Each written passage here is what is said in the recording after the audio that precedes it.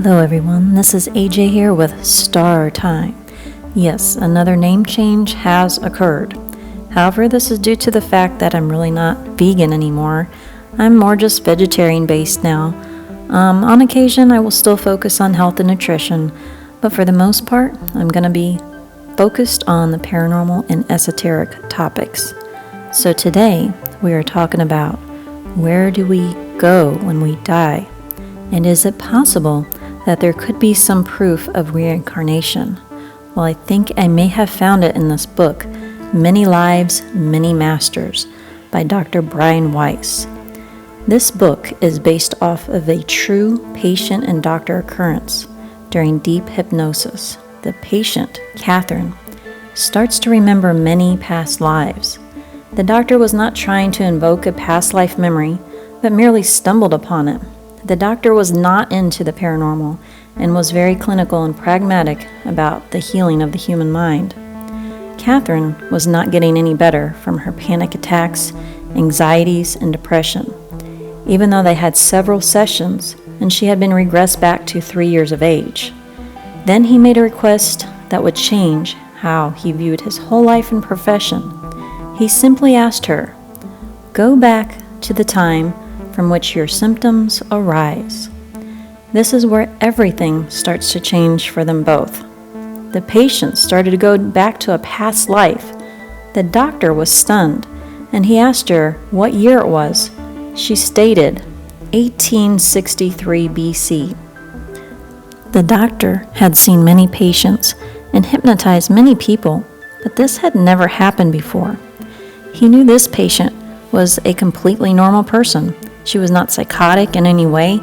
He summed up his beliefs in the patient, stating in the book, Catherine's knowledge was not only detailed and specific, but also beyond her consciousness capacity.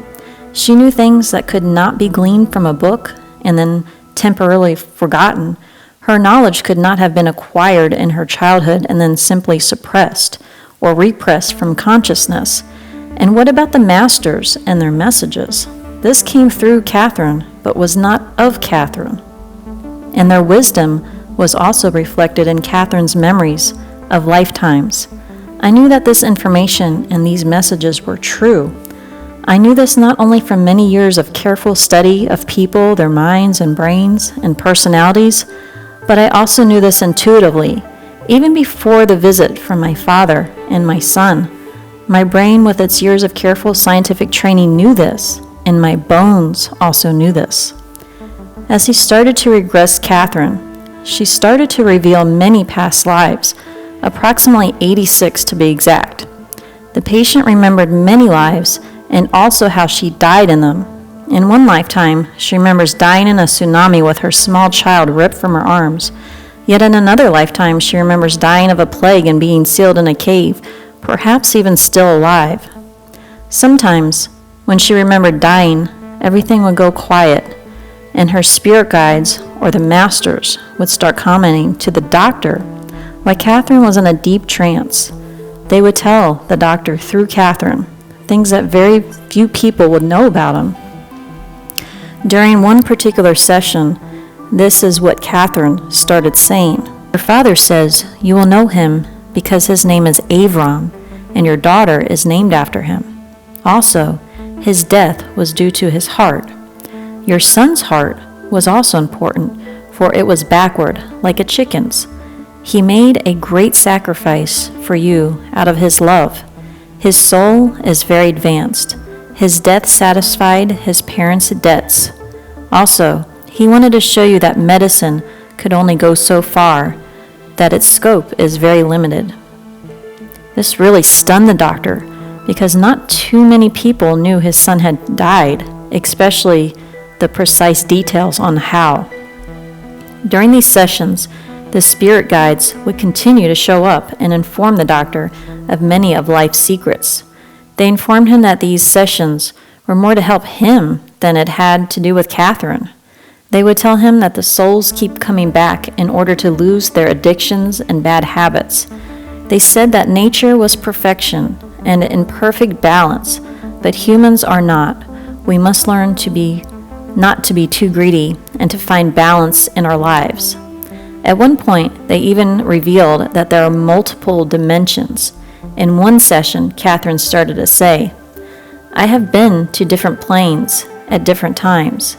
Each one is a level of higher consciousness. What plane we go to depends on how far we've progressed." She was silent again. I asked her what lessons she had to learn in order to progress.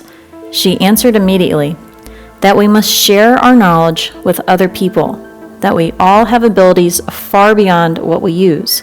Some of us find this out sooner than others. We must also learn not to go to those people whose vibrations are the same as ours.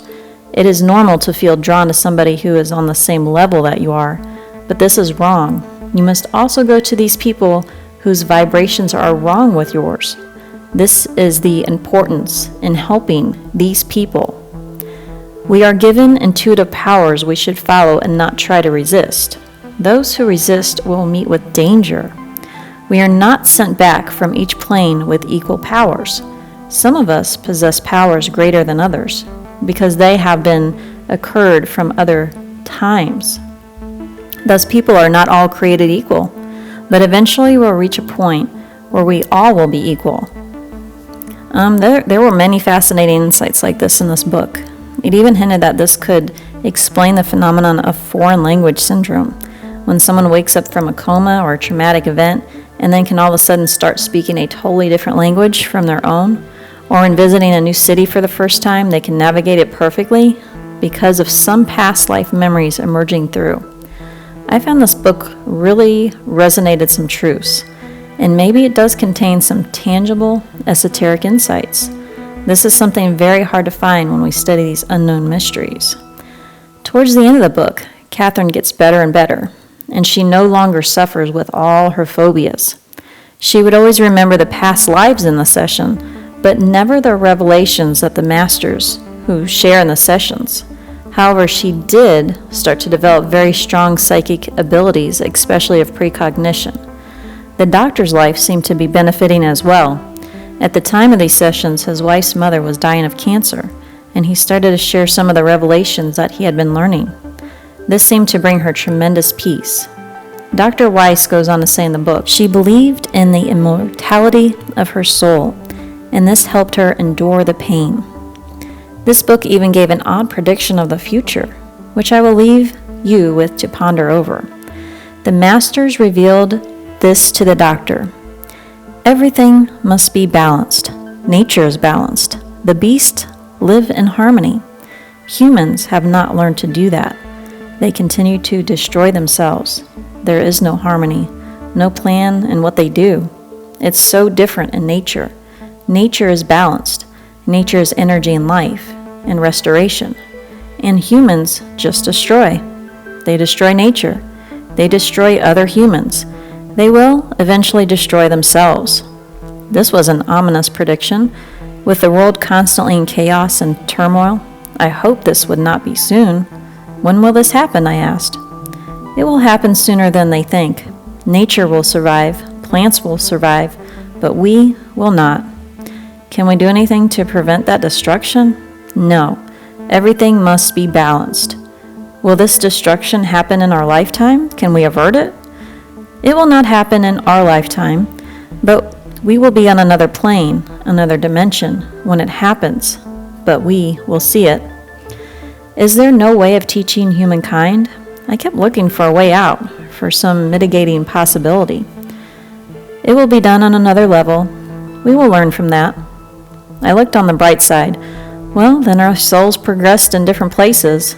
Yes, we will no longer be here as we know it. We will see it. Yes, I conceded. I have a need to teach these people, but I don't know how to reach them. Is there a way, or do they have to learn this for themselves? You cannot reach everyone. In order to stop the destruction, you must reach everyone. And you cannot. It cannot be stopped. They will learn. Then they progress. They will learn. There will be peace, but not here, not in this dimension. Eventually there will be peace? Yes, on another level. It seems so far away, though, I complained. People seem so petty now. greedy, power-hungry, ambitious. They forget about love and understanding and knowledge. There's much to learn. Yes. Well, that's it for tonight, everyone. Take care and keep searching for those mysterious truths. I'm out of here. Bye-bye.